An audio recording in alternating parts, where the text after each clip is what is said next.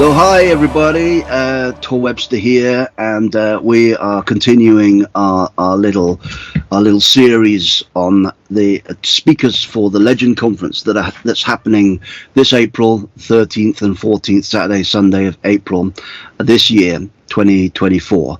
And now we have the great pleasure to talk to another amazing, inspiring speaker, Yuri Leitch. And Yuri is an amazing artist and author, and I would call you a mystic. I don't know if that's I do study the mysteries. Yeah, the mysteries. Yeah, but maybe it's better for you to kind of introduce yourself to everybody. Hi, well, yeah, I'm Yuri. I lived in Glastonbury for almost 20 years, between 2001 and 2018 or so. And I'm returning back to Glastonbury sometime this summer. So I've been in the Channel Islands and Cornwall for a little bit. But no, even before I moved to Glastonbury, going way back to the 1980s, I was a visitor and always been a bit nerdy and passionate about the legends and the history, not just of Glastonbury, but of all of the surrounding landscape as well. So Somerset as a whole, really, and the West Country. Yeah, so that inspires the books I've written and the artwork I do. What elements specifically interest you the most of the myths and legends around Somerset?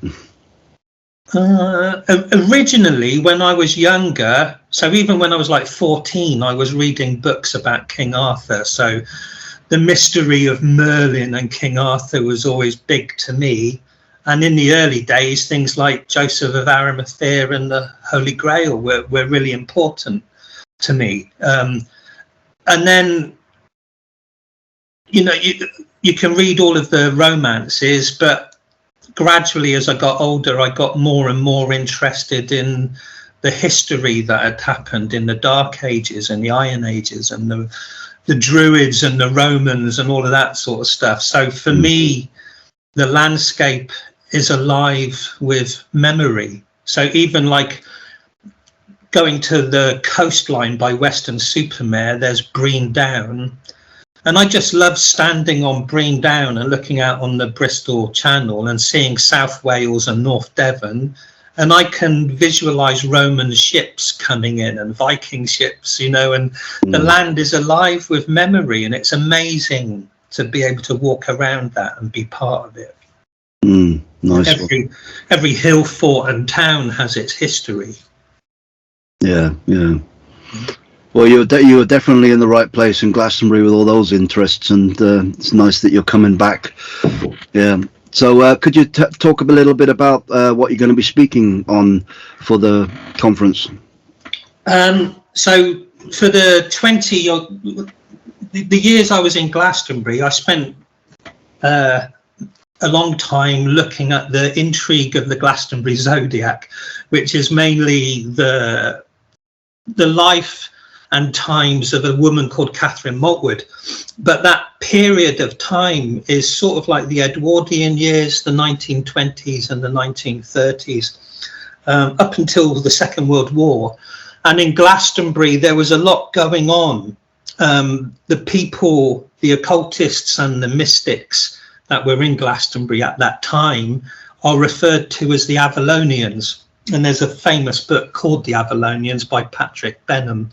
But it's people like Alice Buckton, who created Chalice Well, Frederick Bligh Bond, who did the archaeology at the Abbey, Dr. John Goodchild and their friends, even a lady called Margaret Murray, who studied witchcraft in Somerset. You know, these people had fascinating ideas, and a lot of the New Age of the present day can be traced back to things that they were doing in the 1920s and 1930s.